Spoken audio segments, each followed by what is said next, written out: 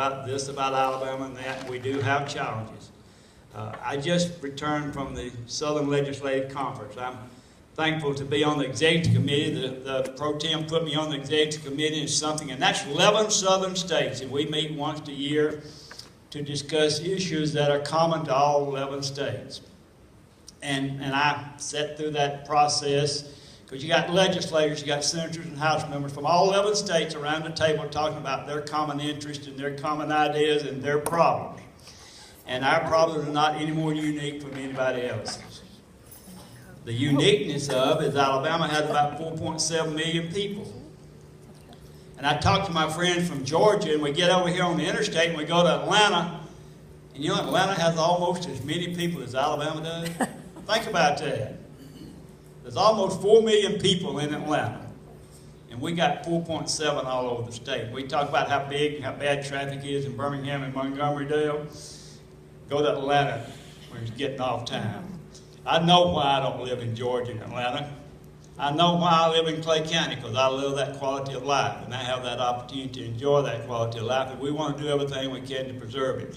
And what you do is a very important part of that. And we're here today to tell you that we support what you do, and there are some great things going on in our state. You take economists, and they do all these studies, and they take all the numbers, and they're great people. I'm not criticizing, but I'm an economist too, and I grade the economy of this state by getting on the interstate and seeing how many big trucks are running up down the road and how many cars are on. If those big trucks are running up and down the interstates and highways, they're not just doing that to look at the scenery. They got products in those trucks. They're taking those, somebody has made that product, whatever it is, they're carrying it someplace, and somebody's going to unload it and put it in the store and hope to sell it. They wouldn't be running up and down the road or traveling the highways in the quantity they are today if our economy wasn't getting better. Now, Lineville, Alabama has a population of 2,400, and by gosh, we're happy. The front page of the paper Wednesday, we're getting a super Dollar General store. And that's big. But they're not coming just because they like me and my wife and we shop there a lot. They're coming because they know the economy will support that, and they're there to be a vital part of that community and help us expand. And we're beginning to see that in a lot of places. I think the future of this state is as bright as it's ever been. We've been through tough recessions. We've cut state government. We've cut state government because we found, and I know Senator Marshall's going to talk about this. I don't want to steal all his thunder, but we've found that there's been duplications where you waste your tax dollar. And we can better serve how we use that tax dollar. And we did something that we're all proud of, and we haven't seen the results of it yet, but it's coming down the pipe.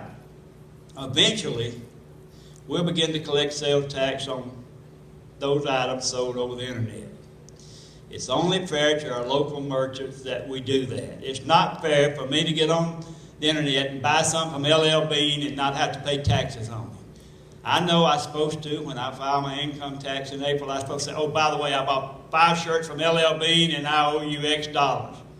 And we're all honest, but when it comes tax time, we're forgetful. It's real easy to forget. It's real easy to not keep all those receipts and not do all that. And we're losing millions and millions of dollars. It's not fair to our local merchants. And we passed legislation. But the unique part of what we passed in that, as you know, most of the sales tax all the sales tax goes to education. Realizing how much the demand is on the general fund. No growth tax is there, and all the other issues, including money for the arts, most of it has to come out of the general fund there. We were able to take and say, out of that, once we collect that internet tax, a large portion of that's going to the general fund to give us some growth taxes in that. That's going to be phenomenal once we get it there. We've seen all kind of estimates. We're waiting on Congress, as we always do, but we've been assured eventually they're going to address that because it's a fairness issue. It's fairness to the local merchants. It's fairness to doing those things that doesn't put the local merchants in a position where, and I'll give you an example. My son had to have new tires for his car. He got on the internet and ordered the tires, and they showed up at his house. And he began to tell me how much he saved. And I said, now remember, you got to pay taxes on that. But he began to tell me, I saved on 4 tires, and I don't know why he's buying that expensive tires. I could have beat him over that. That's a different issue.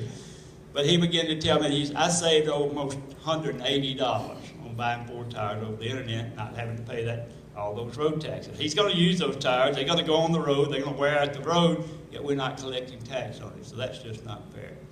Thank you for what you do. I don't want to take all the pro tem's time because this is an 80-20 thing. Dale, you get 80% and I get 20%. We'll both take questions. Yeah, I'll be more than happy at the end to take questions. But thank you for what you do, and we continue to pledge our support to what you do. You're a very vital part of keeping the quality of life that we all enjoy, not just in Birmingham and Montgomery and Mobile and Huntsville and the other large metropolises, but in rural Alabama too.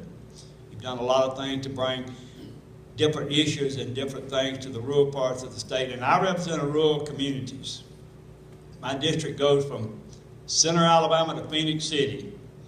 The largest town I got, I guess, is Roanoke or Valley, Alabama. None of us are big. We're all rural, and we're all there because we choose to be there, because we like the quality of life we enjoy out in rural Alabama. We're proud of our school systems in that part of the state, and we're proud of the school system throughout this state. The only problem is about school, you only hear about those bad ones. And if you didn't do anything else in the next 6 months, a year, if you didn't do any other thing about education, if you would go and spend a half a day at Piedmont, Alabama, you would leave realizing there are some great things going on in education in small rural communities in Alabama. And I know it's in your district. I'm bragging on your school, but if you don't want to go to Roanoke, don't want to go to Piedmont, go to Roanoke.